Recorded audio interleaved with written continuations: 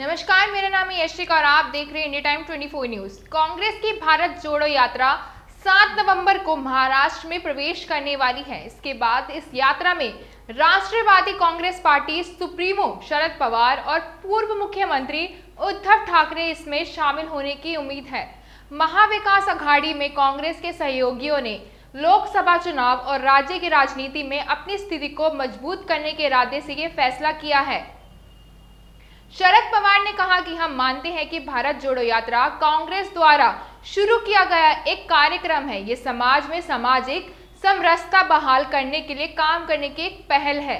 ये एक अच्छा कदम है। हालांकि हम एक अलग पार्टी से ताल्लुक रखते हैं, लेकिन हम में से कुछ लोग जहां भी संभव हो इसमें शामिल होंगे। उद्धव के नेतृत्व वाली शिवसेना के एक वरिष्ठ नेता ने नाम न छापने की शर्त पर कहा कि शिवसेना के भीतर विभाजन के बाद हमने एक बड़ी लड़ाई लड़ी है।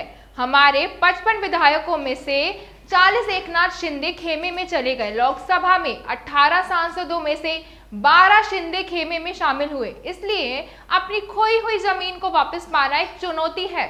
शरद पवार अपनी व्यवहारिक राजनीति के लिए जाने जाते हैं। हाल ही में मुंबई क्रिकेट एसोसिएशन के चुनावों के दौरान उन्होंने एक आम सहमति वाली उम्मीदवार का समर्थन किया, जो कि उप मुख्यमंत्री देवेंद्र फडणवीस के करीबी है। उन्होंने हमेशा राज्य और राष्ट्रीय स्तर पर एक विपक्षी समूह बनाने का प्रयास किया है। भाजपा को मुकाबला करने के लिए 2019 के लोकसभा चुनावों से पहले उन्होंने दिल्ली में आयोजित संविधान बचाओ लोकतंत्र बचाओ रैली के लिए विपक्ष को एक साथ लाने में महत्वपूर्ण भूमिका निभाई थी।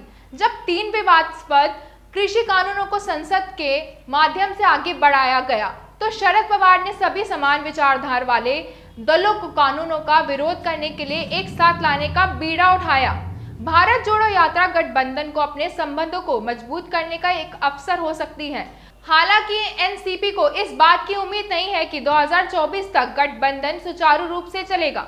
आपको बता दें कि एनसीपी के एक पूर्व मुख्यमंत्री ने कहा कि जब सत्ता के बंटवारे की बात आती है तो अनुभवी नेता कोई ना कोई रास्ता निकाल ही लेते हैं। एमवीए सरकार एक वास्तविकता थी। आत्मनिर्मित संघर्षों के बावजूद ये बच गया। बीएएमसी राज्य विधानसभा और लोकसभा चुनावों के लिए सीटों के बंटवारों की काव्यवत कठिन होगी। एनसीपी के अंदरूनी सूत्रों ने बताया कि विधानसभा चुनाव के लिए पार्टी ने खुद को 90 से 100 सीटों तक लक्ष्य रखा है। इसका मतलब है कि कांग्रेस और ठाकरे के नेतृत्व वाली सेना के लिए लगभग 180 सीटों को छोड़कर पार्टी 100 से कम सीटों के लिए समझौता नहीं कर सकती है।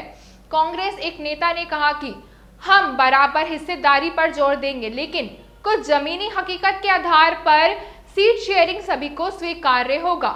आज के लिए इतना ही। ऐसी तमाम अपडेट्स खबरों के लिए बने रहे हमारे साथ और देखते रहे इंडिया टाइम 24 न्यूज। खबरों से खबरदार रहने के लिए चैनल को सब्सक्राइब करें और प्रेस करें बेल आइकन।